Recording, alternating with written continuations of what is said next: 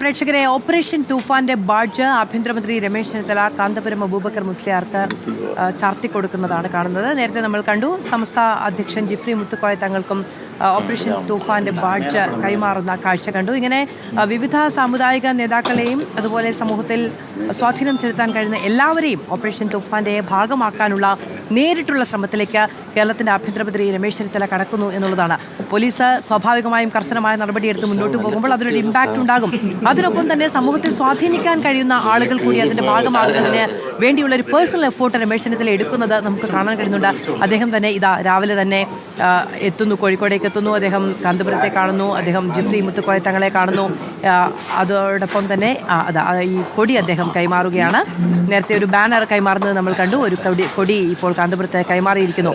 Operation തൂഫാൻ വ്യാപകമാകട്ടെ എന്നുള്ളതാണ് നമുക്കും വളരെ ആത്മാർത്ഥമായി ആശംസിക്കാൻ കഴിയുന്ന ഒന്ന്. രണ്ടുപേരും ചേർന്ന് മാധ്യമങ്ങളെ കാണും എന്നാണ് കാന്തപുരം സംസാരിക്കാൻ തുടങ്ങുന്നത്.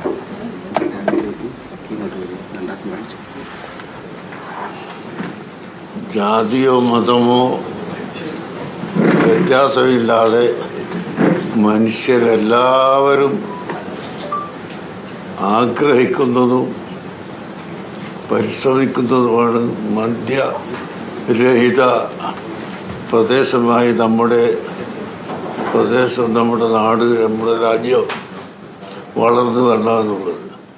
കാരണം എല്ലാ മതത്തിലും എല്ലാ മനുഷ്യരിലും ഈ മദ്യം ഉപയോഗിക്കൽ എന്തു തന്നെയാലും ലഹരി പദാർത്ഥങ്ങൾ ഉപയോഗിക്കുന്നത് നിഷിദ്ധവും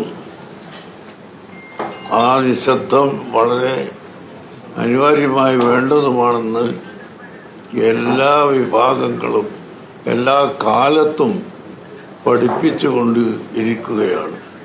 ഇസ്ലാം വരുന്നതിൻ്റെ മുമ്പ് മക്കയിലും പരിസരത്തുമെല്ലാം വലിയ ആളുകൾ, ചെറിയ ആളുകൾ വ്യത്യാസമില്ലാതെ മദ്യം ഉപയോഗിച്ച് വരുന്നവരായിരുന്നു.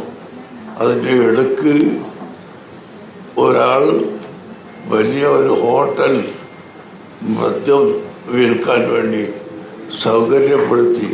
അതിൻ്റെ ഉദ്ഘാടനം കഴിഞ്ഞ പിറ്റേ ദിവസമാണ് പ്രവാചകരുടെ കൽപ്പന പ്രകാരം മദ്യ നിരോധം പ്രഖ്യാപിക്കുന്നത്. ലഹരി പദാർത്ഥങ്ങൾ ഒന്നും ഉപയോഗിക്കാൻ പാടില്ല എന്ന പ്രഖ്യാപനം. ആ സമയത്ത് ഈ കച്ചവടക്കാരൻ ഉടൻ തന്നെ എല്ലാ പാത്രങ്ങളും എടുത്തു കൊണ്ടുപോയി മദീനയിലെ ഓജാലിലേക്ക് അദ്ദേഹം തയ്യാർ ചെയ്ത മുഴുവൻ കള്ളുകളും ഒഴിച്ചു കളയുകയും ഇസ്ലാമിൻ്റെ നിയമം ഞാൻ അംഗീകരിക്കാൻ തയ്യാറാണെന്ന് പ്രഖ്യാപിക്കുകയും ചെയ്തു. അതുപോലെ മതഭേദമന്യേ മദ്യത്തെയും മറ്റ് ലഹരി വസ്തുക്കളെയും ചെറുക്കേണ്ടതാണ് എന്ന് കാന്തപുരം അബൂബക്കർ മുസ്ലിയാർ